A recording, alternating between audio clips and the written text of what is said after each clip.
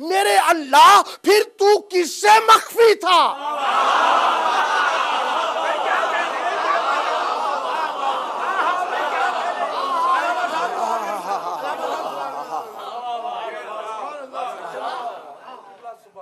پھر تو کس سے مخفی تھا؟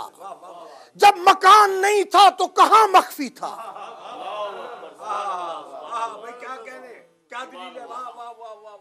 کہاں مخفی تھا اور کیوں مخفی تھا؟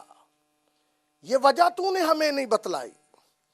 کہا اپنے دائرے کے اندر رہو. وہ خزانہ تھا،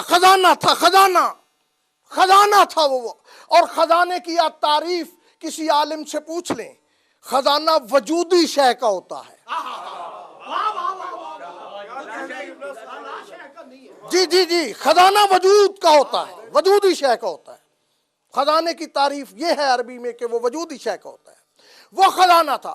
اسی لیے میرے رسول نے، میں کچھ کہہ نہیں سکتا، اسی لیے میرے رسول نے کہا اولو ما خلق اللہ النوری، سب سے پہلے اللہ نے میرے نور کو خلق کیا. اول میرے نور کو خلق کیا. یہ نہیں کہا کہ اول نور کو خلق کیا، یہ نہیں کہا میرے نور کو خلق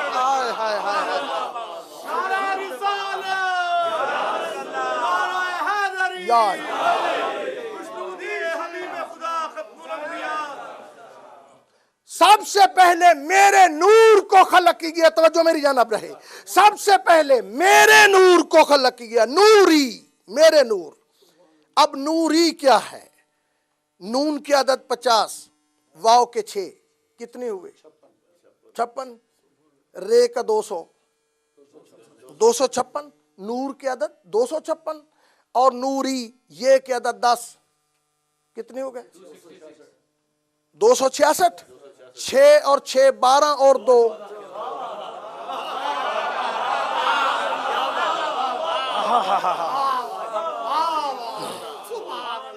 برائے خوشنودی قائم آل محمد بلندتر صلوات.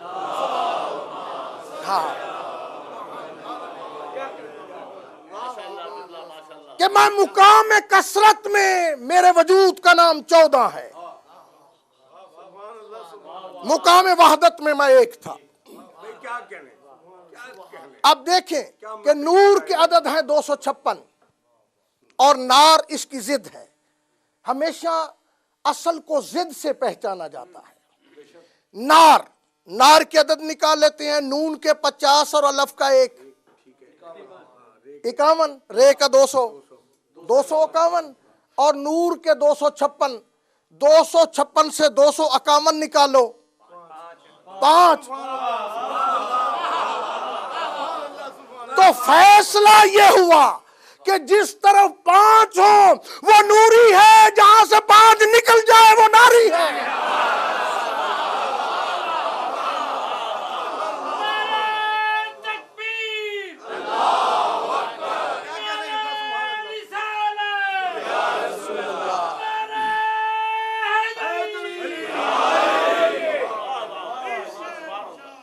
اور پھر واحد کی یہ بھی تعریف ہے کہ ہر واحد 2 نصفوں کا مجموعہ ہوتا ہے.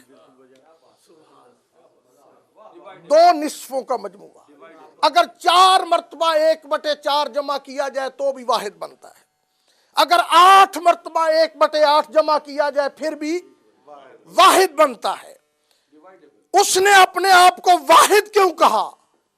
کہ وہ 14 کے خزانے کا مالک تھا.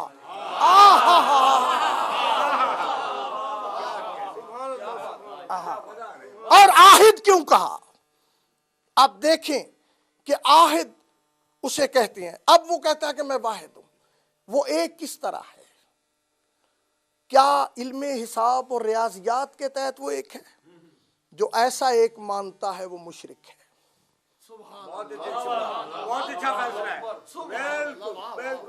جو علم ریاضیات کے ایک کی طرح اسے مانتا ہے وہ مشرک ہے. حالانکہ ایک سے پہلے صفر بھی ہے، ابتدا صفر سے ہوتی ہے.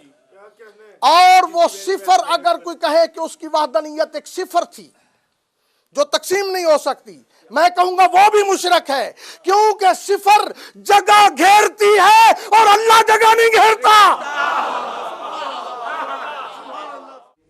عابد کا حال کیا ہوگا،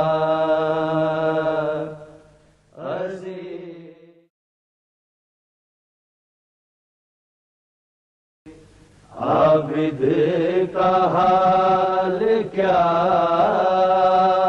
ہوگا۔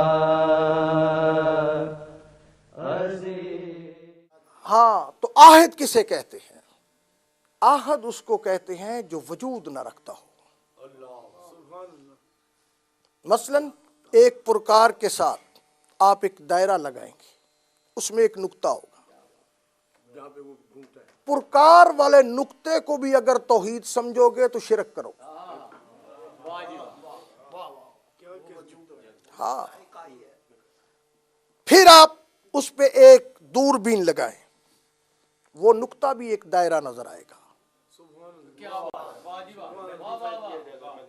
اب آپ اس دوربین کو پکڑ کر اس میں پھر ایک نقطہ لگائیں، اس کے بعد آپ خوردبین کو پکڑے کیا کہنے، سبحان اللہ، سبحان اللہ۔ تو وہ نقطہ بھی آپ کو ایک دائرہ لگے گا۔ اب اس دائرے میں ایک نقطہ لگا کر اسے مائکروسکوپی سے دیکھیں، وہ بھی دائرہ لگے گا۔ اب اس میں پھر ایک نقطہ لگائیں، اب آلات عقل بھی ختم ہو گئے، آلات سائنس بھی ختم ہو گئے، اور آپ کی مقصر نظریں اس دائرے میں نقطے کو دیکھتی رہیں۔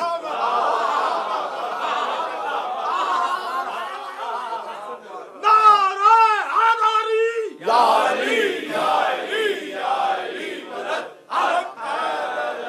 اور وہ نقطہ جو بڑھ گھٹ نہ سکے اس کو ہم کہیں گے آہد، اسے آہد کہیں گے۔ اب نقطے کی تعریف کیا ہے؟ منطق میں نقطے کی تعریف یہ ہے کہ جو نہ تولائی رکھتا ہو، طول بھی نہ ہو اور عرض بھی نہ ہو، گہرائی بھی نہ ہو۔ طول، عرض، عمق، یہ تینوں نہ ہو پھر وہ نقطہ ہے۔ اگر اس میں طول آ جائے تو عربی میں اسے خط کہیں گے، اگر خط میں تھوڑی سی چوڑائی آ جائے منطق میں اسے سطح کہیں گے، اور اگر اس سطح میں تھوڑی سی گہرائی آ جائے تو علم منطق میں اسے جسم کہیں گے۔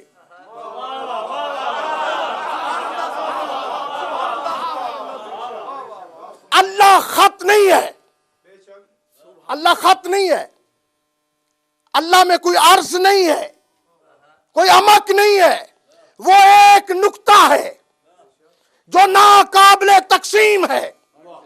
اسی لیے خطیب منبر سلونی، شیر کردگار، بازو احمد مختار نے کئی منبروں پہ یہ اعلان کیا، یا ایھا الناس انا نقطۃ تحت الباء۔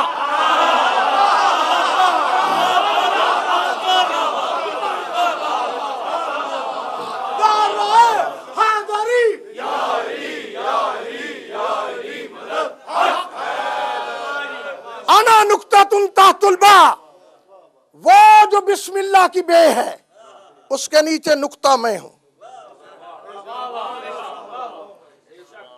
اب تو روشنی کا زمانہ ہے، کمپیوٹر ہر گھر میں موجود ہے، ہر گھر میں موجود ہے۔ لوگ پوچھا کرتے تھے کہ نقطے میں قرآن کیسے آ گیا، اور آج پہلا کام تمہارے کمپیوٹر نے یہی کرا کہ دنیا کی ہر شے ہوتی ہی ڈاٹ میں ہے۔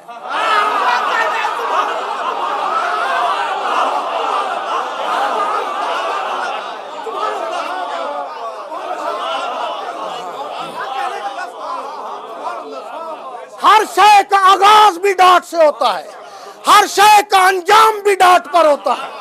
بغیر ڈاٹ کے مجھے کوئی چیز وجود میں لا کر دکھا۔ نقطہ، بہت جی ٹائم تھوڑا ہے بہت۔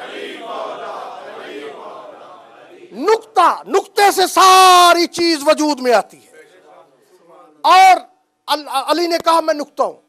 میرے مولا نے یہ نہیں کہا میں الف ہوں، کیونکہ الف کا عدد ایک ہے اور ایک اس کا خدا ہے.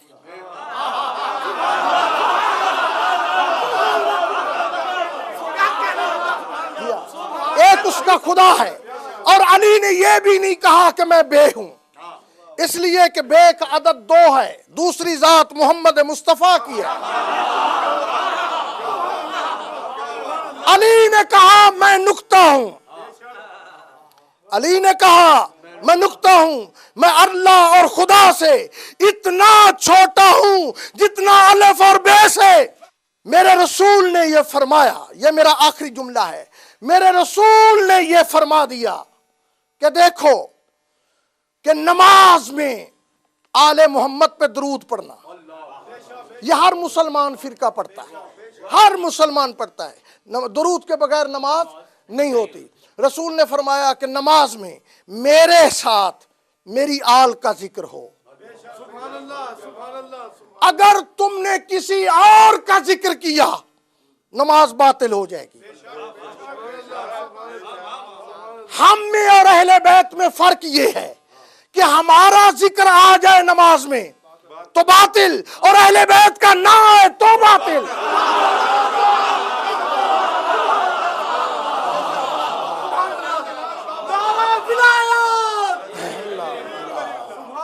بس دوستو، آپ نے بڑے فضائل سن لیے، بڑے فضائل آپ نے سن لیے. میں مختصر سے وقت میں ایک وصیت کرنی چاہتا ہوں. کربلا میں دو شامیں بڑی عجیب آئی.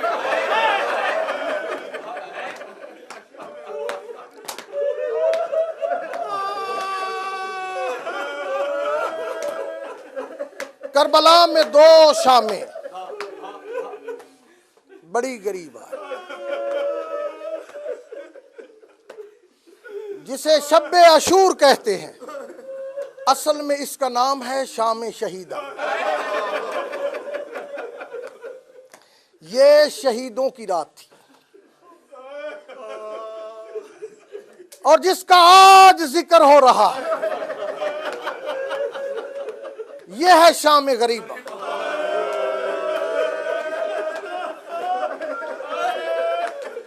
یہ غریبوں کی رات ہے،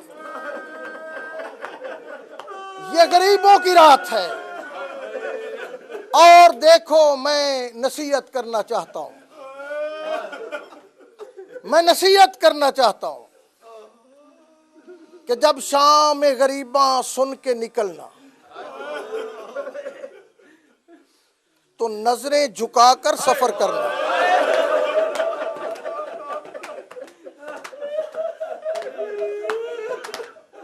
تو نظریں جھکا کر سفر کرنا، کیونکہ علی کی بیٹیوں کی چادریں اتر گئی ہیں.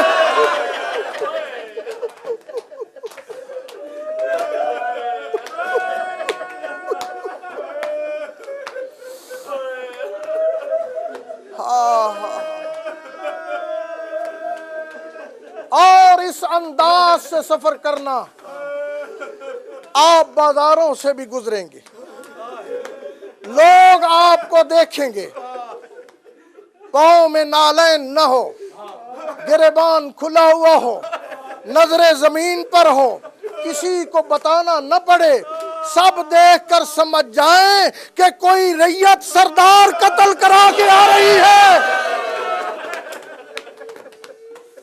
کوئی ریت سردار قتل کرا کے آ رہی ہے.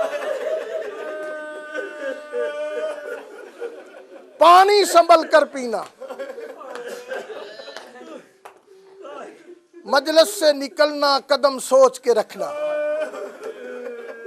بڑی آہستگی سے قدم رکھنا. غریبوں کے لاشیں بکھرے ہوئے ہیں، غریبوں کے لاشیں بکھرے ہوئے. کربلا میں شام غریبہ آ گئی. دوستو، دوڑتے ہوئے گھوڑے رک گئے، پیر